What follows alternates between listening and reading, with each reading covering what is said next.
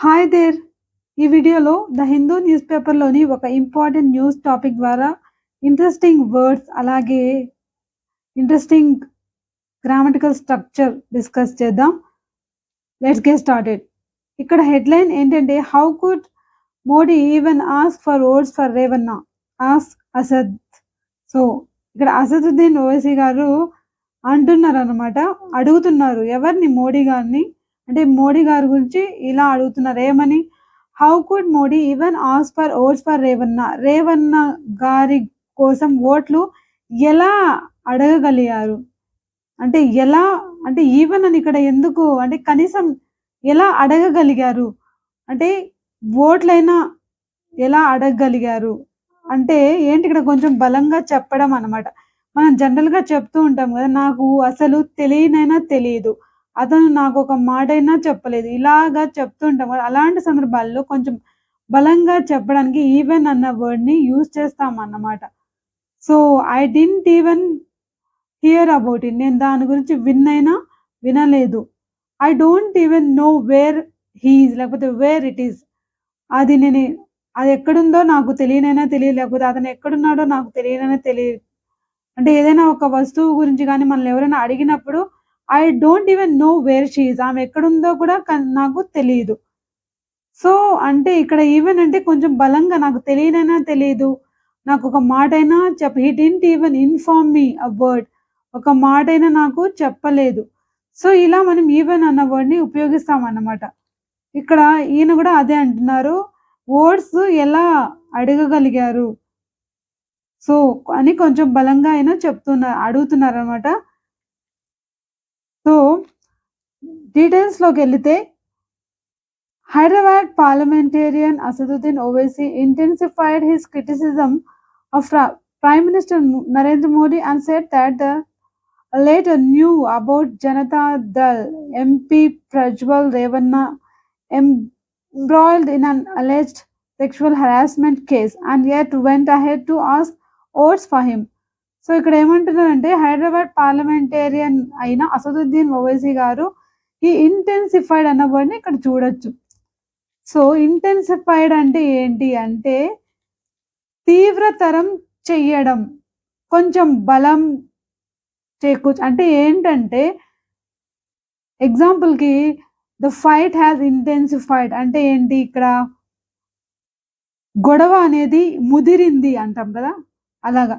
The relationship has intensified అంటే బంధం అనేది బలపడింది. అంటే ముందు ఉన్నప్పటికంటే ఇంకొంచెం తీవ్రతరం కావడం, ఇంకొంచెం ముదరడం అనే అర్థంతో ఇక్కడ చెప్తున్నామన్నమాట. ఇక్కడ ఈయన ఏమంటున్నారు?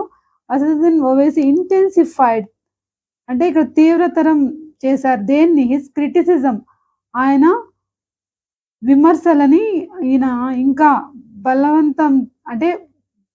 బలవత్తరం చేస్తూ అంటే ఏంటంటే ఇంకొంచెం తీవ్రతరం చేస్తూ ఎవరి మీద? Of prime minister Modi and said that the later knew about Janata Dal. అంటే లేటర్ అంటే ఇక్కడ ఏంటి? మనం గమనిస్తే LATTER అని ఉంది. ఇక్కడ దీని మీనింగ్ ఏంటంటే తర్వాత రెండోసారి చెప్పబడిన అంటే తర్వాత చెప్పబడింది. ఇక్కడ తర్వాత మెన్షన్ చేయబడిన అంటే రెండవ వ్యక్తి అయిన అంటే ఇక్కడ నరేంద్ర మోడీ గారి గురించి అని అర్థం అన్నమాట. సో ఇక్కడ లేటర్ అంటే మీనింగ్ ఏంటంటే తర్వాత చెప్పబడిన అని. సో ఎగ్జాంపుల్‌కి అన్న వర్డ్‌ని ఇంకా క్లియర్‌గా అర్థం చేసుకోవడానికి కొన్ని ఎగ్జాంపుల్స్ చెప్పుకుందాం.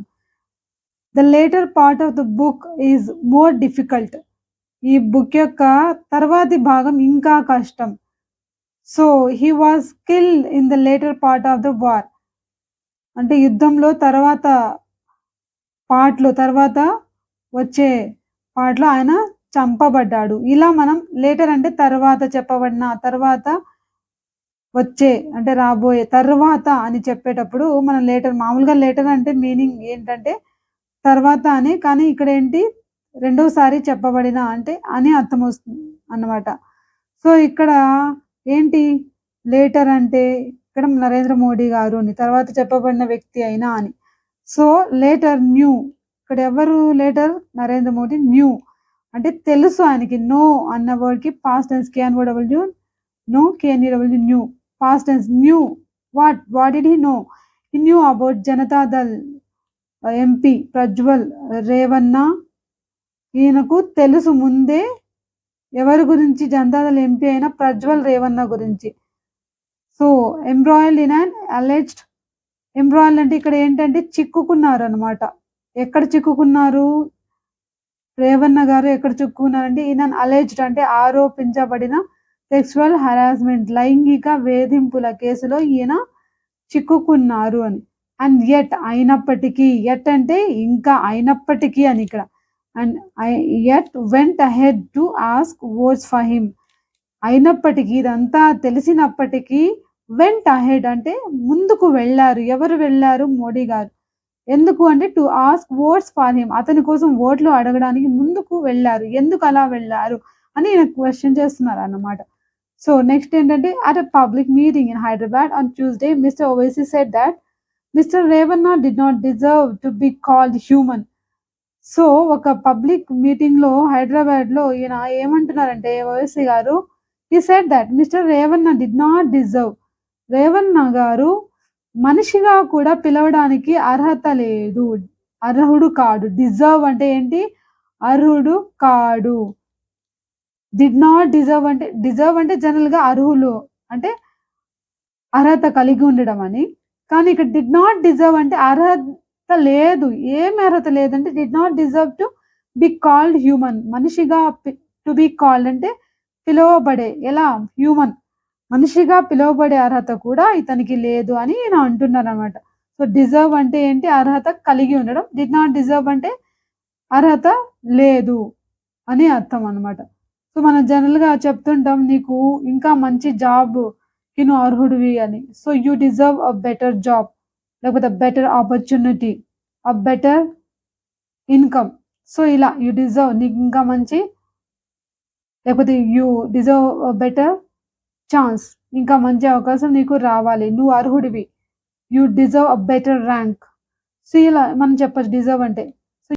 So at a public meeting in Hyderabad on Tuesday, Mr. Owaisi said that Mr. Revanna did not deserve to be called human. He sexually exploited several vulnerable women, he said.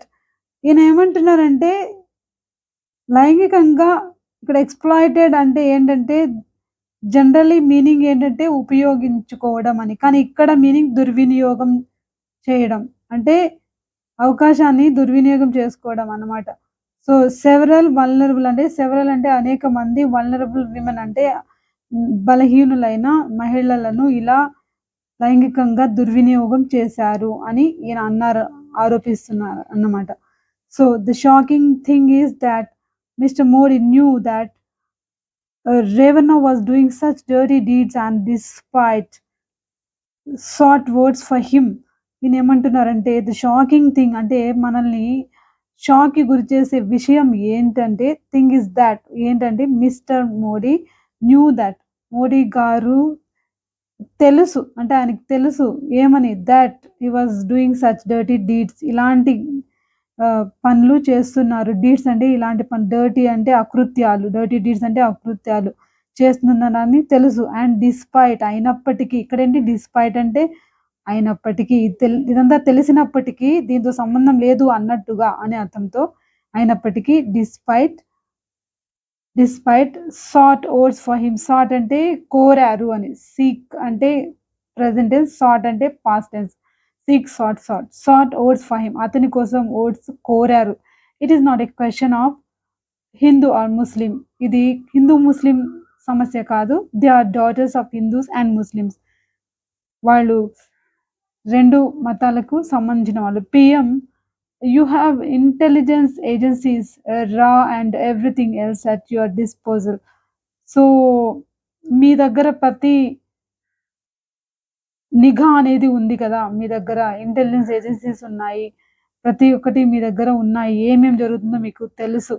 అయినప్పటికీ you new everything, తెలుసు కానీ you knew that is dirty, అతను అలాంటి వాడని తెలుసు. And not worth calling human, not worth calling human అంటే మనిషిగా పిలవడానికి అర్హుడు కాడు అని. Is not worth calling human, మనిషిగా పిలవడానికి, నాట్ వర్త్ అంటే పిలవడానికి అర్హుడు కాడు, not worth calling human. So yet అయినప్పటికీ you asked votes for him అయినా ఓట్లు అడిగారు. మిస్టర్ ఓవైసీ సెడ్ ఇలా ఓవైసీ అన్నారనమాట. హీ ఆల్సో మాక్డ్ ఇక్కడ మాక్డ్ అంటే ఇక్కడ ఏంటంటే జనరల్‌గా అయితే అవహేళన చేయడం. ఇక్కడంటే విమర్శించడం అనమాట. He also mocked పీఎం's Nari Shakti slogan. So, నారీ శక్తి అనే ఒక స్లోగన్‌ని మన పీఎం గారి స్లోగన్ ఏదైతే ఉందో నారీ శక్తి అంటే మహిళల యొక్క శక్తి అన్న యొక్క స్లోగన్‌ని నినాదాన్ని ఈయన ఏమంటున్నారు విమర్శించారనమాట. And reiterated that the Gujarat government had ordered remission to those who raped Bilkis Bano. So, ఈయన ఇంకా ఏమంటున్నారు రీఇటరేటెడ్ అంటే పునరుద్ఘాటించారు అని. అంటే బలంగా చెప్పారు. సో, రీఇటరేటెడ్ అంటే పునరుద్ఘాటించడం. సో, జనరల్‌గా చెప్తుంటాం she reiterated that she had never seen him అతన్ని ఎప్పుడు చూడలేదని ఆమె బలంగా చెప్పింది.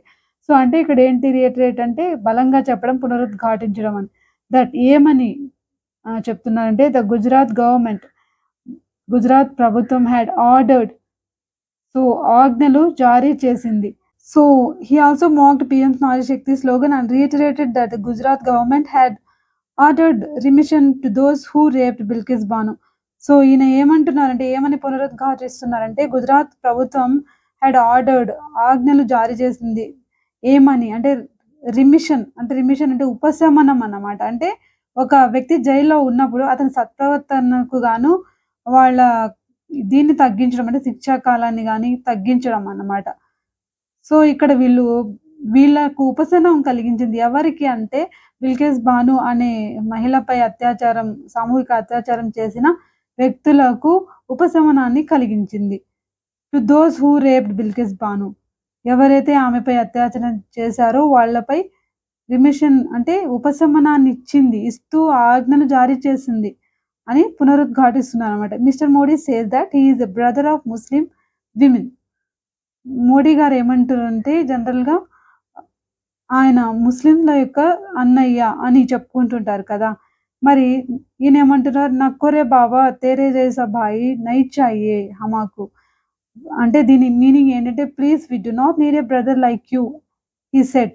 మాకు మీలాంటి అన్నయ్య వద్దు అని ప్లీజ్ మాకు వద్దు అని వేడుకుంటున్నారనమాట. సో,